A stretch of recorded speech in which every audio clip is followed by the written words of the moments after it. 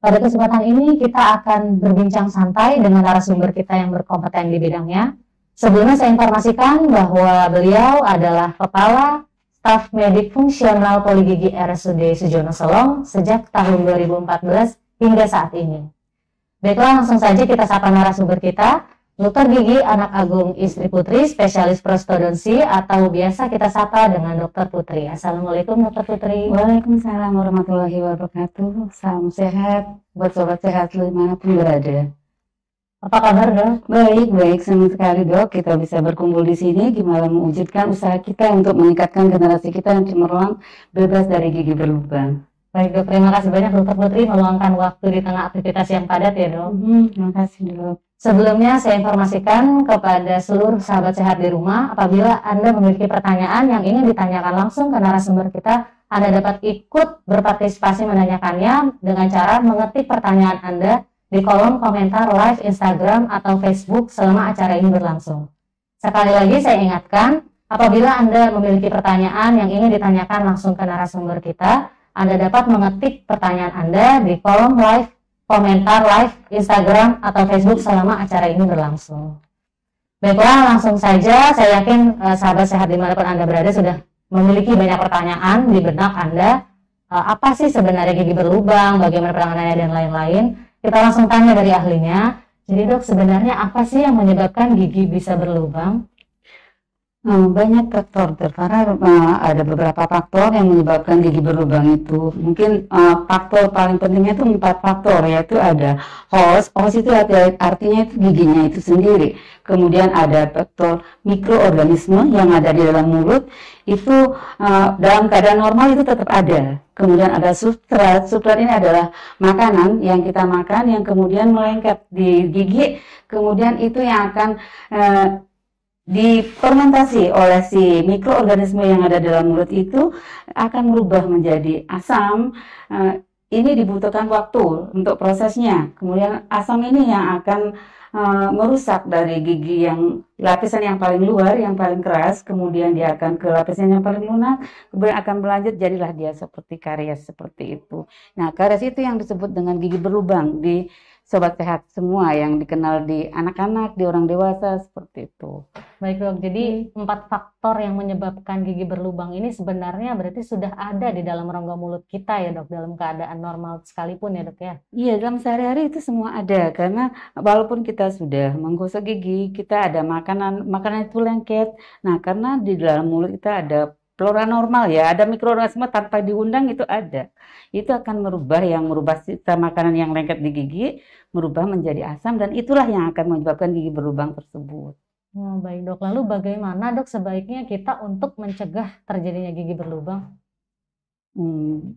Ada beberapa usaha yang bisa kita lakukan. Mungkin sobat sehat sudah sering lakukan, itu yaitu menggosok gigi.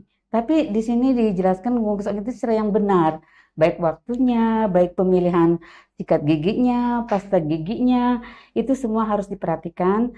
Selain itu ada makanan sehat yang yang disiapkan di rumah, yang mungkin kita kenal dengan makanan 4 sehat 5 sempurna.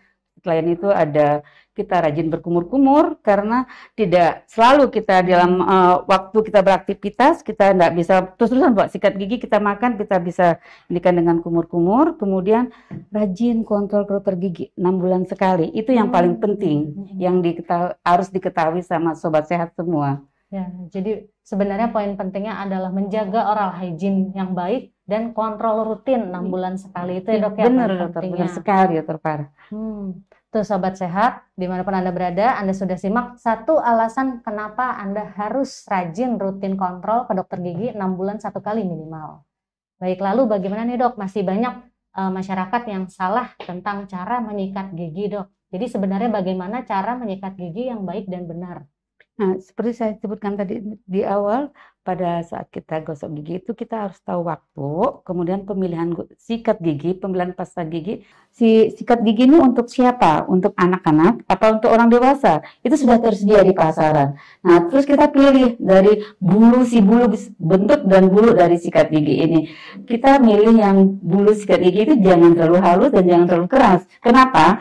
Kalau dia terlalu halus, itu nanti tidak bisa mengeluarkan sisa makanan yang ada di mulut, tidak bisa semua, tidak maksimal yang kita lakukan. Sementara kalau kita memilih yang keras, jadi akan membuat iritasi di dalam mulut itu, jadi akan keluar darah atau gimana-gimana.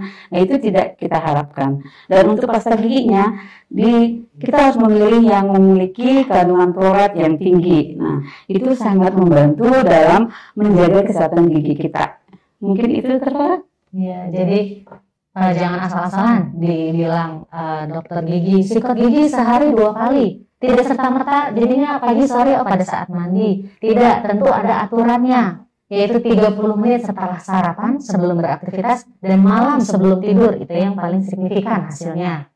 Begitu. Lalu pemilihan dari sikat gigi juga tidak asal-asalan ya. Sahabat sehat di rumah, kita harus memilih yang baik dan benar, yaitu bulu sikat yang halus. Dengan teknik sikat gigi yang benar, insya Allah gigi kita akan sehat jauh dari segala ancaman gigi berlubang. Begitu. Lalu kita lanjutkan nih dok, banyak orang tua yang masih bingung di luar sana.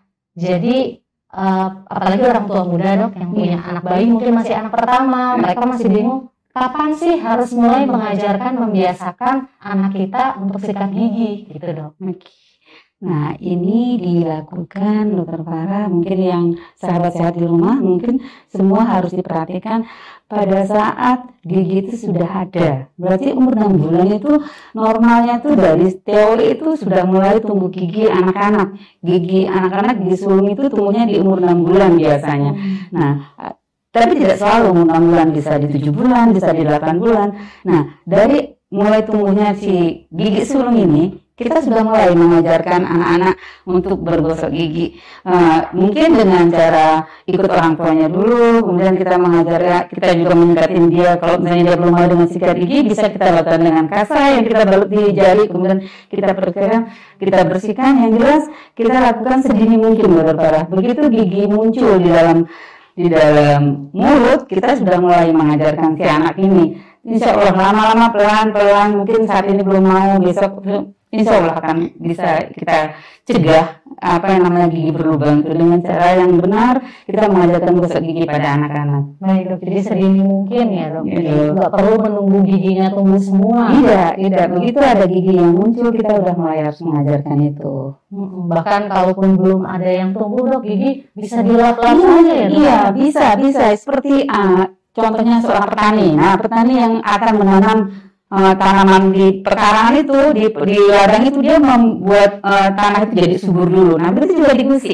Di gusi itu kita walaupun gigi belum tumbuh, kita selalu membersihkan gusi itu. Mungkin dengan kasa kita bersihkan dulu, lidahnya kita yang gas, mikroorganisme yang tidak kita harapkan bisa kita bersihkan. Jadi pada saat gigi tumbuh, itu gusi dalam keadaan sehat dan insya Allah nanti apa yang kita harapkan bisa kita capai. Ya, nah, sahabat sehat di rumah, kita sudah mendengarkan langsung. Itulah pentingnya sejak dini kita mengajarkan anak kita untuk membersihkan rongga mulutnya. Ya, tentunya kita sebagai orang tua harus ikut serta mencontohkan, kita sebagai role model untuk anak kita memiliki kebiasaan yang baik.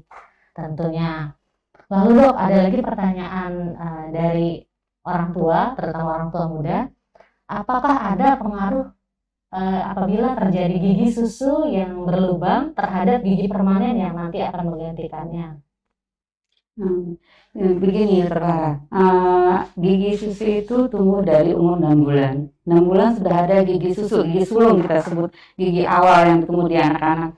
Tetapi pada saat periode itu sampai umur 6 tahun ada gigi permanen yang sudah tumbuh. Jadinya ada gigi geraham belakang yang memang dari begitu tumbuh dia langsung gigi permanen, tidak melalui gigi susu tersebut. Nah, kita pakai contoh, apabila gigi susu di depan dari gigi permanen ini ada yang berlubang, tidak terawat, otomatis ada kuman yang banyak di sana. Ada kuman yang bertetangga, yang berdempetan dengan si gigi permanen tersebut.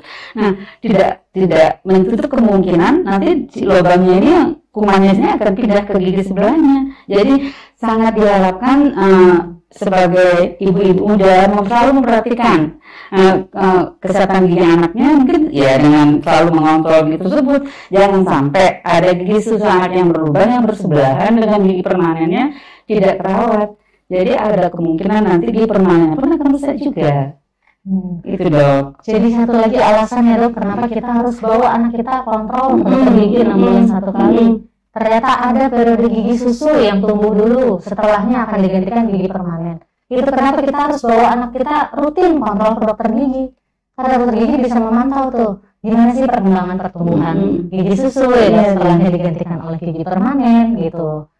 Ya lalu dok, ini stigma yang beredar di masyarakat ini dok.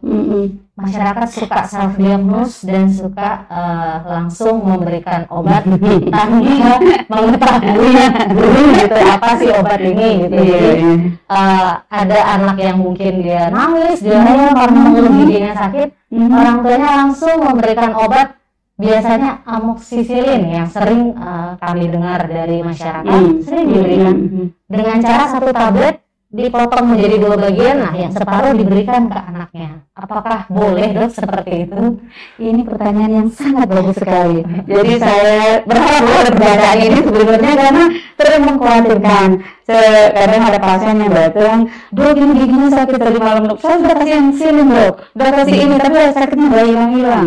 Lah kaget. Nah, perlu bersahabat sehat perhatikan ya, perlu diketahui amoxicillin ini berarti dia ada di jenis obat di antibiotik. Jadi antibiotik ini yaitu pembunuh bakteri, pembunuh kuman. Ini akan dikasih bila terjadi ada infeksi di dalam mulut. Jadi tidak baru sakit langsung kasih amoxicillin.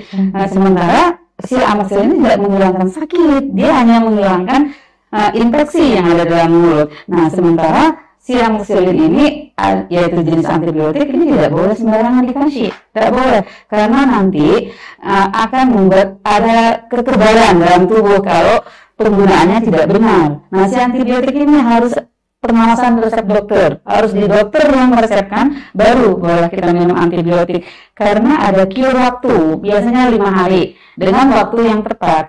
Misal dia diaturannya 3 kali sehari, itu wajib setiap 8 jam dia wajib meminum si obat. Tidak bisa sekarang minum, enak rasanya berhenti minum. Itu menyebabkan kekebalan nanti dalam tubuh. Dan pada saat kita membutuhkan si obat ini, nanti si tubuh sudah kenal sama si obat. Jadi obat ini tidak berguna lagi dalam tubuh kita. Jadi tidak sembarangan dengan antibiotik ini. Jadi kalau mungkin untuk ibu-ibu muda yang di rumah mungkin sejenis penghilang rasa sakit yang ini rendah bisa kita sediakan, misalnya paracetamol itu bisa kita sediakan untuk emergensi apabila tiba-tiba di malam hari anak kita sakit gigi, itu mungkin masih boleh ada, tapi keesokan harinya pagi wajib datang ke dokter gigi untuk mengkontrolkan, memeriksakan si anak ini apa sih sebenarnya yang terjadi. Mungkin itu Terwara. Ya, jadi tidak boleh langsung kita memberikan antibiotik sembarangan ya, terutama ke anak kita ya. Jadi tetap pertolongan pertama bisa kita memberikan paracetamol jika memang emergensi ya, anaknya rewel sekali di malam hari, tidak bisa ada dokter gigi yang buka begitu, bisa kita kasih, tapi tetap besokannya harus tetap wajib itu. Nah, tentu dokter akan memberikan obat sesuai dengan dosis yang tepat ya dok untuk anak gitu, tidak akan sembarangan gitu. Itu lagi satu lagi poin penting, kenapa kita harus kontrol ke dokter gigi 6 bulan satu kali ya dok ya. Tuh sudah banyak sekali ya sahabat sehat ya alasan kita harus kontrol ke dokter gigi 6 bulan satu kali. Lalu dok, ada lagi pertanyaan kekhawatiran orang tua nih dok, ada tidak pengaruh dari gigi berlubang anak terhadap tumbuh kembang dan status gizi seseorang dok? Oh jelas ada sekali itu, karena kan gigi itu ada di mulut. Nah misalnya gini dokter Farah, kita punya anak giginya saat berlubang kiri kanan sakit, nah sakit seperti itu otomatis karena dia sakit, otomatis dia nafsu makannya tidak menurun. Jadi si mama-mama ini masih susah mengasih makan. Jangan 3 kali sehari, untuk menyentuh makanannya sudah tidak mau karena giginya berlubang sakit. Nah otomatis dengan tidak adanya intake yang masuk dalam tubuh, jadinya kesehatan gizinya pasti terganggu. Ini akan berpengaruh dengan tumbuh kembang si anak ini. Ya, jadi itu yang dari awal dipoinkan, rajin kontrol dokter gigi 6 bulan sekali, itu yang benar-benar harus dipegang sama ibu-ibu muda ya, terutama ya ibu-ibu, orang tua yang memiliki anak yang untuk saat ini makanan begitu banyak yang enak-enak yang tersedia, beda dengan zaman yang dulu. Jadinya ya perlu dikhawatirkan gimana kesehatan giginya, karena itu juga sangat berpengaruh dengan tumbuh kembang si anak tersebut. Baik, Gitu dok. jadi sahabat sehat, ya janganlah kita membiarkan anak kita harus care sama anak kita ya. Itu satu lagi alasan kenapa kita harus kontrol dokter gigi 6 bulan 1 kali. Kita harus peduli sama anak kita, mencegah lebih baik daripada mengobati, gitu. Lalu dok, ada lagi ya dok, pertanyaan yang sering kami dengar dari pasien, kapankah usia yang tepat untuk membawa anak mulai untuk rutin kontrol ke dokter gigi 6 bulan 1 kali? Iya, ini saya senang sekali dengan pertanyaan ini, karena di masyarakat itu kadang, masyarakat pada umumnya ya, mereka akan datang ke dokter gigi kalau sudah ada keluhan sakit, sudah bengkak nih, sudah ada, yang jelas sudah terganggu deh ininya. Padahal kalau misalnya untuk kontrol ke dokter gigi, seperti saya sebutkan tadi, begitu ada gigi tumbuh atau sebelum gigi tumbuh, jangan kalau misalnya ada orang tuanya juga ada periksa dokter gigi si anak ini, diajak aja main-main biar dia familiar, biar kenal dengan suasana. Sementara dia jangan berpikiran kalau dokter gigi itu nanti sakit, nanti menakutkan, tidak. Kalau dia sudah mengenal dokter giginya, sudah mengenal apa yang dilakukan dokter gigi sama pasien, jadi dia akan ini pada saat kita butuhkan, karena di umur 6 nanti di umur 6 tahun itu akan mulai ada pertumbuhan gigi permanen, dan gigi anak-anak ini akan mulai goyang. Yaitu itu wajib banget sudah datang ke dokter gigi, karena ada tindakan yang untuk penggantian itu. Nah, jadinya sebelum itu gigi tumbuh, kalau misalnya dia tumbuhnya umur 6 bulan, 8 bulan atau 1 tahun, dari sebelumnya sudah rutin diajak, continue 6 bulan sekali diajak, walaupun tidak ada masalah. Karena kita khawatir nih dok nih, karena dari makanan yang beraneka ragam di ini sekarang yang tersedia, kadang-kadang si orang tua belum melihat masih giginya putih, padahal si dokter gigi pasti melihat misalnya ada calon lubang itu seperti white spot kayak gitu, sudah mulai calon awal bisa terjadi tanpa belum ngeluh, tapi udah ada gejala Tidak kasat mata mungkin. Iya terlalu seperti itu. Tuh, jadi pentingnya ya kita membawa anak dan diri kita sendiri tentunya untuk kontrol gigi 6 bulan 1 kali gitu. Karena dokter gigi bisa melihat tuh bagaimana perkembangannya. Siapa tahu ternyata ada keterlambatan pertumbuhan gigi atau ada kelainan dari giginya, bisa dideteksi sejak dini ya dokter. Bisa ada penanganan sejak dini untuk hal tersebut gitu. Mungkin intake makanan ya dari gizinya dan lain-lain. Bisa kita lakukan penanganan sedini mungkin gitu sebelum terjadi hal-hal yang lebih besar nantinya begitu. Lalu dok, ada lagi pertanyaan dari pasien pada umumnya ya, saya suka mencatat pertanyaan dari pasien dok. Jadi kalau di rumah nih dok, bagaimana tanda dan gejala dari gigi berlubang yang supaya kita tahu oh saya punya nih gigi berlubang. Itu kalau paling gampangnya sih dok ya, kepala ya.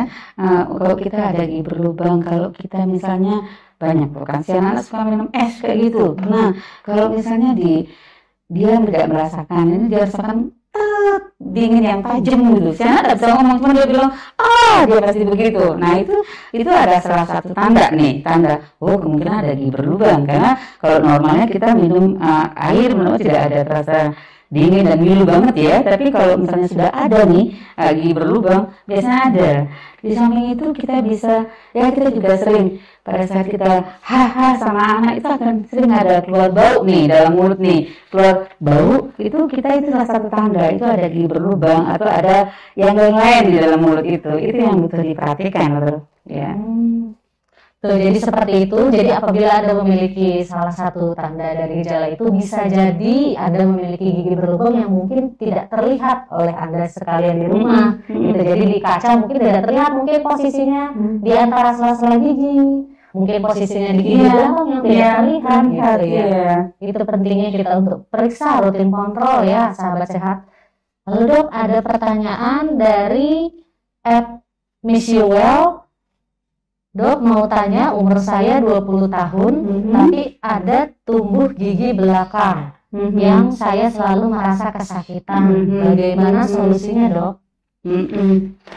Ya mungkin ini apa nih Mbak apa Mbak ya? Iya, mungkin Nah, kita Mbak atau Mas ya yang 20 tahun gigi belakang. Nah, di kita di pertemuan gigi kita ada namanya istilahnya gigi paling belakang itu ada gigi molar 3 yang paling ujung. Itu ada waktu tumbuhnya itu umur 17 sampai 25 tahun. Itu ada 4 gigi yang akan tumbuh, 2 di belakang dan 2 di atas. Nah, pada saat pertumbuhan giginya itu nanti dia akan ada proses untuk menembus tulang. Nah, saat menembus tulang itu akan terasa, mudah-mudahan kalau rahangnya cukup. Kadang-kadang rahang kita tuh ada yang memiliki rahang yang sempit karena kita kan perpaduan dari ibu dan bapak ya. Bisa aja si ibu rahangnya kecil, si bapak giginya gede-gede. Jadi si mbak ini mungkin punya rahang kecil yang giginya gede-gede, mungkin kemungkinan ada bisa rahangnya tidak cukup kayak gitu. Itu wajib diperiksakan ke dokter. Biasanya itu melalui proses penembusan tulang itu akan terasa sakit. Tetapi kalau misalnya tempatnya cukup, itu normal sih sebenarnya. Nanti dokter gigi akan bisa melihat seperti apa. Mungkin bisa datang dokter gigi, kemudian diperiksa dulu, nanti seperti apa. Nah, itu nanti dokter giginya yang menentukan apa prosesnya selanjutnya. Seperti itu. Jadi untuk Mbak atau Mas Miss You Well, ya. Untuk keluhan Anda, sebaiknya Anda datang untuk berkonsultasi langsung dengan dokter gigi karena bagaimanapun keadaannya harus dilihat ya. Mungkin dokter akan merujuk untuk dilakukan ronsen dan lain sebagainya untuk menegakkan diagnosis gitu. Jadi Anda harus berkonsultasi langsung untuk keluhan Anda ini ya. Baiklah, tadi ada yang menarik Dok dari ciri dan tanda gigi berlubang tadi. Ada yang menarik perhatian saya yaitu halitosis atau bau mulut Dok. Iya, karena itu menjadi kegalauan sejuta umat Dok. Ya, semua orang jadi tidak percaya diri, tidak berani speak up, ngobrol pun tidak berani karena masalah bau mulut Dok. Jadi sebenarnya apa sih itu Dok, halitosis atau bau mulut itu? Ya kalau boleh saya bagi di sini sedikit, halitosis itu merupakan bau mulut yang mungkin semua orang juga punya bau mulut, tapi ada yang bau sekali, ada yang normal seperti itu. Untuk yang bau mulut ini banyak penyebabnya Dok. Ada salah satunya itu gigi berlubang, itu salah satunya. Kemudian ada banyaknya karang gigi. Nah, karang gigi ini kalau gigi berlubang sudah saya jelaskan tadi ya. Kalau misalnya yang karang gigi ini Dok, karang gigi ini akan tumbuh di normal karena di air ludahnya kita itu sudah ada sistem pengapurannya yang walaupun 2 kali gosok gigi tetap tumbuh ini si karang gigi ini. Nah, posisi dari karang gigi ini adanya di antara gusi dan gigi dan itu diam dan tidak bisa dibersihkan sendiri di rumah. Jadi itu salah satu tindakan yang mungkin bisa dilakukan setiap 6 bulan kali pada saat kontrol. Karena untuk membersihkan si karang gigi ini harus ada tekniknya, ada alat yang digunakan dan itu bisa dilakukan di dokter gigi. Itu aja sih Dok. Ya. Apa itu halitosis? Apa itu bau mulut yang ternyata disebabkan mostly ya kebanyakan dari gigi berlubang dan karang gigi ya Dok ya ternyata. Baiklah, lalu bagaimana Dok gejala atau ciri yang khas dari adanya karang gigi? Oke, karang gigi itu seperti saya sebutkan tadi, itu tanpa kita minta, tanpa kita undang, dia datang sendiri. Karena dari air ludahnya kita, seperti saya sebutkan tadi, ada sistem pengapurannya. Mungkin awalnya dia akan dari debris, sisa makanan itu dia menempel karena ada mikroorganisme di dalam mulut kita, dia akan menjadi plak. Nah, plak itu yang disebut nanti akan berubah menjadi karang gigi. Ya, karang gigi itu kalau bisa kita bedakan, mungkin kita akan merasakan ada rasa kasar-kasar di atas gusinya kita. Ada gigi, ada gusi. Yang satu gusi, nah di atas itu mungkin akan terasa agak kasar-kasar, kadang ada rasa tajam, dan yang paling khas sebenarnya si orang kita ini udah tahu sebenarnya ada perubahan bau ya. Udah mulai kita merasakan bau yang lain sebenarnya. Nah, ini tindakannya tidak bisa dilakukan di rumah seperti saya sebutkan tadi. Harus kita kontrol ke dokter gigi, kemudian para dokter gigi ini akan melakukan tindakan itu yang disebut scaling. Nah, scaling ini nanti karang gigi ini dibersihkan. dibersihkan, kemudian setelah itu mungkin kalau dokter gigi akan ngasih obat kumur untuk menetralkan lagi. Mungkin seperti itu, pertama. Iya dok, ini ada pertanyaan dok dari @maskoki.lombok. Izin bertanya Bu Dokter, penyebab adanya karang gigi dan cara mengatasi atau menghilangkan karang gigi seperti apa? Mungkin yang boleh saya bagi di sini untuk kita bisa mencegah biar karang giginya tidak numpuk ya, biar tidak numpuk karang giginya, kita aktivitas kita makan, gosok gigi udah benar seperti itu. Kok bisa sih karang gigi tetap ada terus? Nah, itu yang harus kita perhatikan, gigi kita ada gigi berlubang apa enggak sih? Nah, biasanya saya kasih contoh. Misal ada gigi berlubang di daerah kanan, otomatis kita nggak akan mengunyah di daerah kanan, kita mengunyahnya di daerah kiri, otomatis si karang giginya akan ngumpul di daerah kanan. Nah, mungkin kalau saya boleh bilang, kalau misalnya habis makan, mungkin kita banyak minum air putih ya, bukan minum kumur-kumur air putih. Nah, maksudnya di sini biar ada makanan, ada apapun yang menempel dalam gigi bisa keluar. Kalau memang mau ditelan, kalau dengan air putihnya memang bisa untuk minum ya boleh, tapi yang jelas setelah kita makan manis, minum manis, habis itu kita wajib kumur-kumur air putih. Mungkin itu salah satu pencegahan biar tidak mengendap tuh si karang gigi, dan mengunyahnya bisa dengan dua sisi, jangan mengunyah di satu sisi saja. Kalau misalnya di kanan ada berlubang, silakan datang ke dokter gigi untuk perawatan dulu biar aktivitas kanan kirinya itu benar gitu. Itu aja sih dokter yang mungkin bisa kita lakukan. Jadi sudah menjawab pertanyaan dari @maskoki.lombok ini. Jadi tidak bisa dihilangkan di rumah ya dok, tidak bisa dihilangkan dengan sikat gigi. Jadi tetap harus datang ke dokter gigi ya @maskoki.lombok. Semoga menjawab. Lalu itu satu lagi alasan besar dok kenapa kita harus kontrol 6 bulan sekali ya dok ya. Iya, di samping itu juga kita mungkin dari makanan, kita banyak makan sayur, makan buah, itu juga akan berpengaruh dengan pengendapan sisa-sisa makanan yang ada di dalam mulut kita ya. Dengan makanan sehat, otomatis kita mendapatkan gusi dan gigi yang sehat.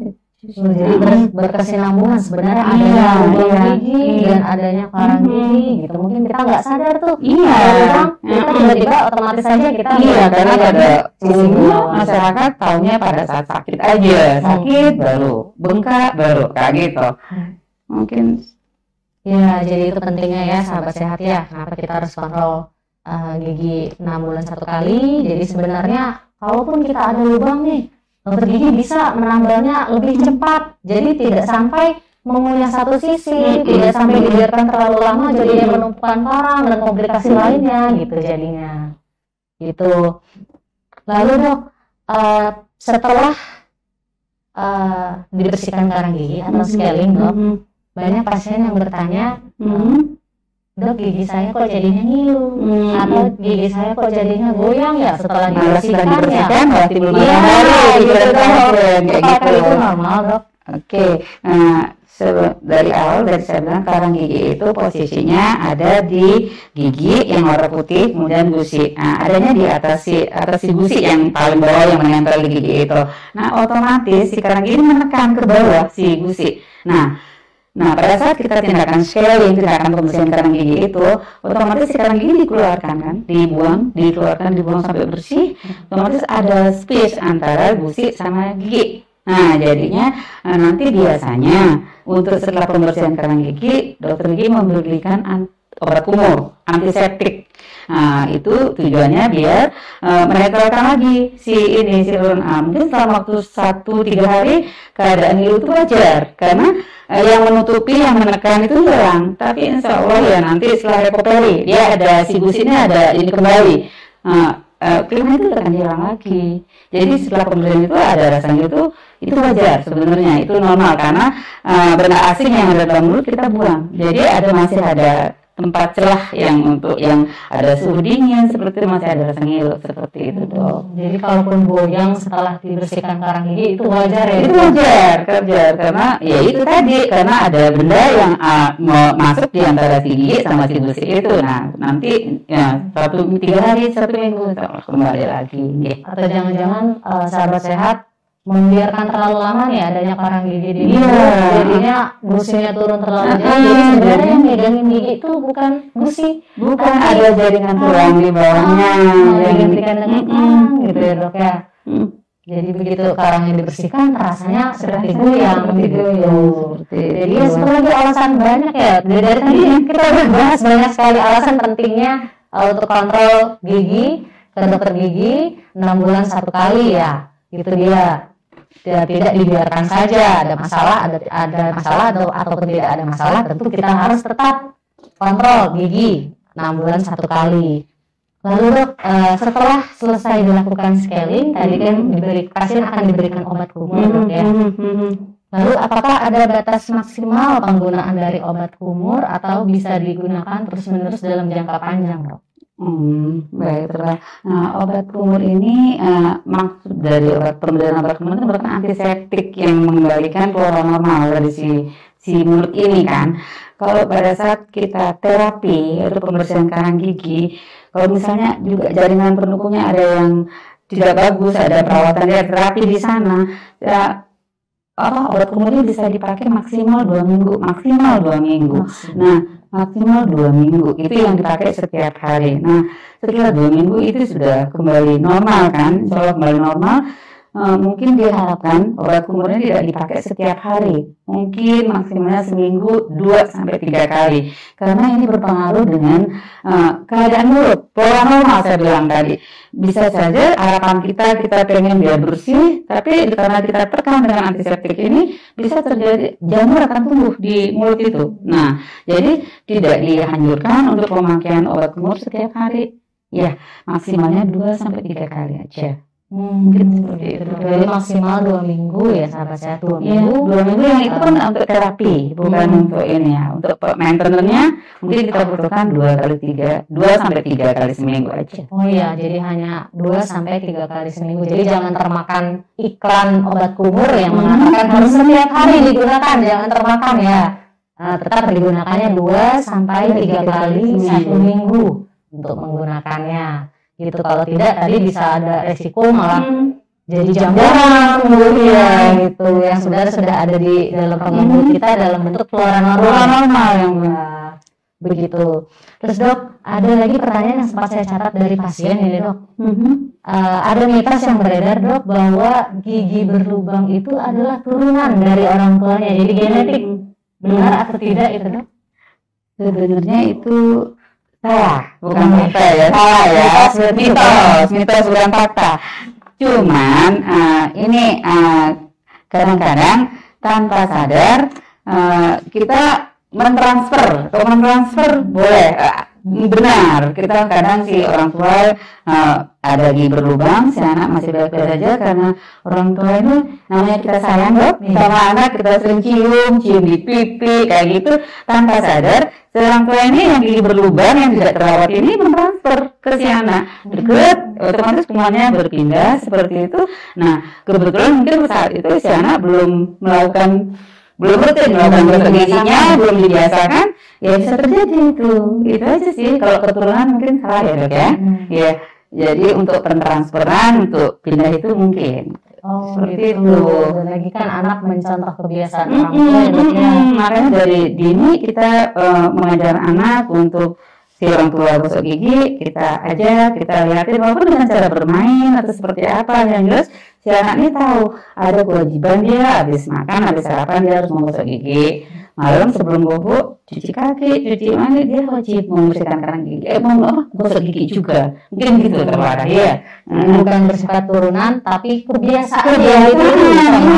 Iya. Kalau kebiasaan buruk jadi tiru, kebiasaan baik jadi tiru. Gitu yang namanya anak diatur ya. Iya. Lalu dok, ada pertanyaan dari @rosihan33. Pertanyaannya, bagaimana cara menyembuhkan sakit gigi secara cepat pada ibu hamil? Mohon solusinya dok. Pada ibu hamil ini ya. Nah, kok saya ini beri anjuran untuk semua sahabat sehat, apalagi ini hamil ya, jadinya menikah. Nah, kita anggap ini pernikahan baru, kemudian akan ada untuk hamil. Nah, mungkin sebelum proses kehamilan ini, mungkin sahabat sehat butuh kontrol ke dokter gigi dulu, karena pada saat nanti hamil itu akan terjadi perubahan hormon. Wajib yang paling wajib dilakukan itu pembersihan karang gigi, scaling yang seperti saya sebutkan tadi, karena begitu hormon berubah-ubah pada saat hamil, itu akan terjadi radang apabila ada kerang giginya di sana, di mulutnya. Otomatis mana perubahan hormon seperti itu. Jadi apabila sekarang sudah hamil, kemudian cepatlah ke dokter gigi, karena nanti seorang dokter gigi ini akan merasa melakukan tindakan, akan memeriksa gusinya seperti apa, apakah sehat atau ada gigi berlubang kah atau apa-apa. Jangan sampai karena kita makannya lewat mulut, jadi ini akan berpengaruh dengan kehamilannya juga, karena bagaimanapun gigi berlubang itu ada kuman di sana yang masuk lewat ikut makanan juga ke dalam perut seperti itu. Jadi dianjurkan sekali kalau bisa sebelum hamil kita sudah kontrol gigi ya, seperti tadi 6 bulan sekali. Apalagi ini akan ada proses kehamilan. Nah, proses hamil kalau sudah terjadi, silakan mungkin untuk ininya bisa dengan awal biasanya di kehamilan itu biasanya gusi yang bermasalah. Ya, radang di gusinya. Ya, itu ada istilahnya terganggu ininya kesehatan gusinya. Silakan kontrol ke dokter gigi. Mungkin kalau di rumah mungkin bisa dengan obat kumur aja dulu pertama, dan besoknya silakan ke dokter gigi. Nanti dokter gigi akan mengarahkan apa yang harus dilakukan. Seperti itu, Dok. Ya, jadi untuk Rosihan 33 ya, pertolongan pertama hanya menggunakan obat kumur saja. Ya, tentu Anda perlu berkonsultasi langsung, perlu diperiksakan langsung ke dokter gigi. Karena apa? Karena dokter gigi akan melakukan tindakan, akan melakukan asuhan, tentunya sesuai dengan usia kehamilan ya, Dok ya. Tidak sembarangan. Jadi beda usia kehamilan, pasti beda juga treatmentnya. Ada usia tertentu yang riskan dilakukan tindakan A dan tindakan B gitu. Seperti itu. Jadi Anda harus tetap memeriksakan. Jadi jangan-jangan juga gusinya yang ternyata sakit, bukan giginya. Rasanya sakit pokoknya.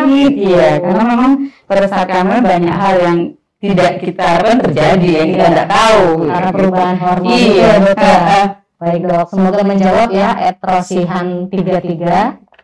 Lalu ada pertanyaan lagi, Dok, dari Syamsul Bahri 3119. Dok, ada pengaruhkah pemakaian antiseptik kumur dalam waktu yang lama atau jangka panjang? Iya, tadi kan sudah dibahas. Sudah dibahas kan. Iya. Maksimal pemakaian obat kumur tuh kalau dalam keadaan terapi itu 2 minggu maksimal. Itu pun ada masalah yang harus diterapi dengan mungkin ada jaringan periodontalnya, jaringan pendukung giginya yang bermasalah seperti itu. Tapi untuk maintenance, untuk pemeliharaan, kita anjurkan pemakaian obat kumur 2-3 kali seminggu, ya. Karena itu berpengaruh untuk mencegah timbulnya jamur malah. Tujuannya kita bagus, tapi ujung-ujungnya ada jamur yang bisa hidup karena pola normalnya kita gemuk terus seperti itu, Dok. Iya, jadi Syamsul Bahri 3119 tentunya tidak diperbolehkan ya menggunakan obat kumur dalam jangka waktu panjang. Cukup 2-3 kali sehari dalam 1 minggu. Ya. 2-3 kali dalam 1 minggu. Iya. Dalam 1 minggu aja itu sudah cukup. Kalau tidak mengganggu jumlah dari flora normal yang seharusnya bakteri dan jamur ini seimbang, saling menutupi, saling menekan. Tapi karena kita tekan terus, kita tekan terus bakterinya, malah jamurnya yang dia tumbuh makin banyak malah jadi jamuran gitu. Jadi bukannya sebagai tindakan pencegahan, malah terjadi akibat lain yang kita nggak sangka sebenarnya. Gitu. Lalu, Dok, ini sering lagi pasien bertanya, Dok, setelah dilakukan tindakan tambal permanen, setelah ditambal pasien menanyakan, ada garansi nggak, Dok? Nanya gitu. Jadi setelah ditambal ini, apakah ada jaminan tambalannya akan awet, akan kuat sampai lama dan nggak akan terjadi lagi pertambuhan gigi berlubang begitu, Dok? Nah itu dia tadi, itu yang dari awal seperti itu. Jadi tergantung, kita sekarang udah tambal gigi, udah selesai, udah bagus. Tapi tergantung pemeliharaan kita, Dok. Maintenance-nya yang kita perhatikan. Gimana cara gosok giginya kita, gimana cara kita mau jaga kebersihan mulut kita. Bisa aja setelah tambalan gigi selesai, karena kita tidak menjaga gigi dengan benar, bisa aja terjadi tambahan. Jadi bisa terjadi muncul lubang baru di gigi. Walaupun di gigi tersebut ada juga kemungkinan seperti itu. Makanya dianjurkan setiap 6 bulan kontrol biar kita bisa lihat ada masalah lain nggak nanti seperti itu. Iya. Jadi seperti itu ya, tergantung maintenance-nya bagaimana di rumah gitu. Jadi kita itu yang penting ya. Kita bukan Tuhan yang sekali tindakan pasti beres dijamin, tidak bisa diberikan garansi karena kita nggak tahu kebiasaan sahabat sehat di rumah itu seperti apa yang tidak bisa kita kontrol gitu. Tentunya harus maintenance, sikat gigi 2 kali sehari, pagi setelah sarapan 30 menit dan malam sebelum tidur. Dan yang paling wajib kontrol ke dokter gigi 6 bulan 1 kali ya dok ya. Gitu. Jadi kalaupun sebenarnya ada tambalan yang cuil sedikit gitu, ya tidak kasat mata juga terasa, bisa segera ditangani. Kontrol berikutnya 6 bulan 1 kali itu. Lalu dok, kita masuk ke pertanyaan terakhir dok. Dr. Putri sebagai Kepala Staf Medik Fungsional Poligigi RSUD Dr. Sujono Selong, adakah pesan atau kesan yang ingin disampaikan kepada sobat sehat semua di rumah dok?